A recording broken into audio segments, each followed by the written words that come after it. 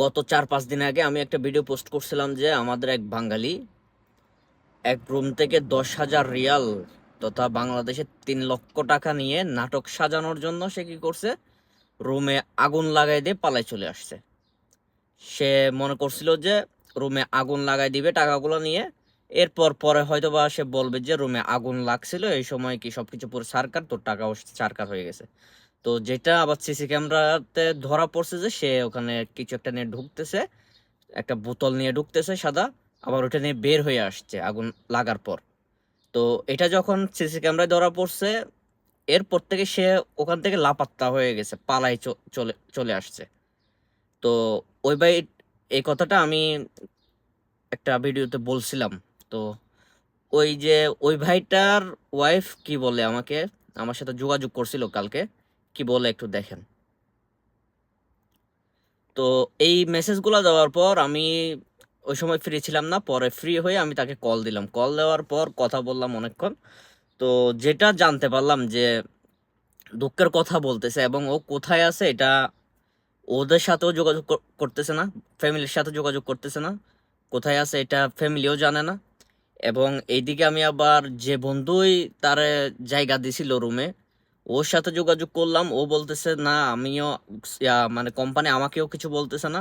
প্রথমে বলছিল যে তুই এনে দিবি, নয়তো যদি একটা টাইম দিছিল আমাকে যে 10 দিন আসার আয়ম, মানে 10 দিন, 10 দিন আমার একটা টাইম দিছিল, এই টাইমটার ভিতর যদি আমি এনে দিই তারে তো ভালো, যদি এনে না দিতে পারি আমি আমি যদি এনে না দেই বা না পারি তাহলে ওরা একটা ব্যবস্থা নিবে।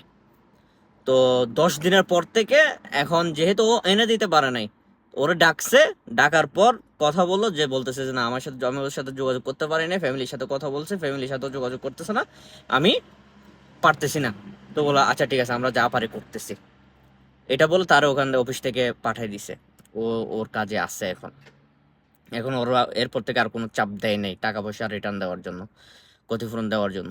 কিন্তু এই এরপর থেকে, এর প্রায় 3-4 দিন পর থেকে নাকি ওই ফ্যামিলির সাথে কোনো যোগাযোগ নাই।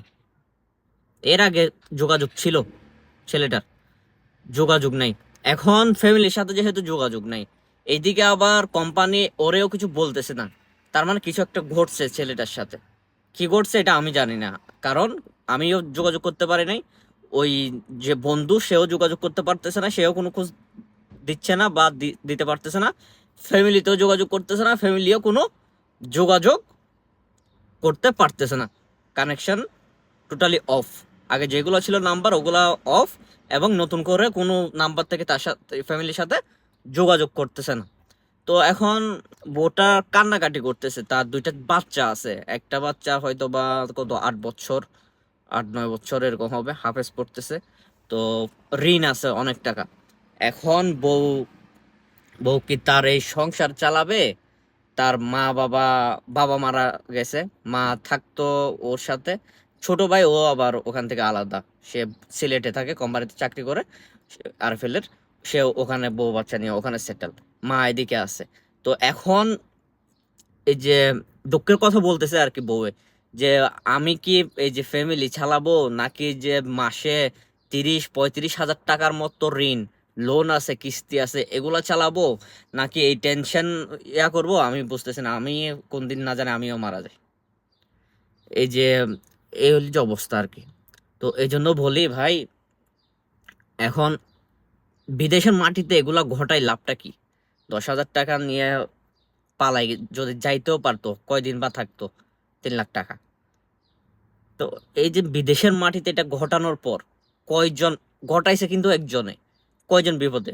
তার বউ বাচ্চা বিপদে, সে নিজে বিপদে, তা সে যে বন্ধু তারে আশ্রয় দিছে, ওই বন্ধু, ওই বন্ধুও বিপদে।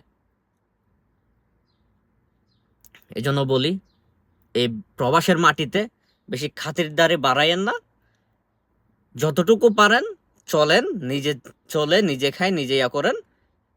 বেশি বন্ধু বান্ধবের দরকার নেই প্রবাসের বুকেতে।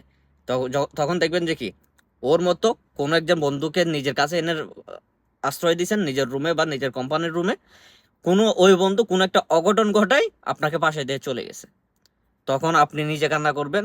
ওই বন্ধু যদি আবার আইনগতভাবে কোনো ব্যবস্থা নেই কোম্পানি বা সরকার, ওই বন্ধুর ফ্যামিলি কান্নাকাটি করবে, ওই মানে সব দিক দিয়ে এই যে পুরা ইয়াটা সার্কেলটা পুরোপুরি কি হয়ে যাবে, ধ্বংস হয়ে যাবে। এই জন্য বলি ভাই, এই স্বার্থের দুনিয়াতে, এই প্রবাসের বুকে আপনার কোনো বন্ধু বান্ধব নাই, আপনার কোনো আত্মীয় স্বজন নাই, আপনার কোনো কেউ নাই, আপনি একা। প্রবাসের বুকে আপনি একা।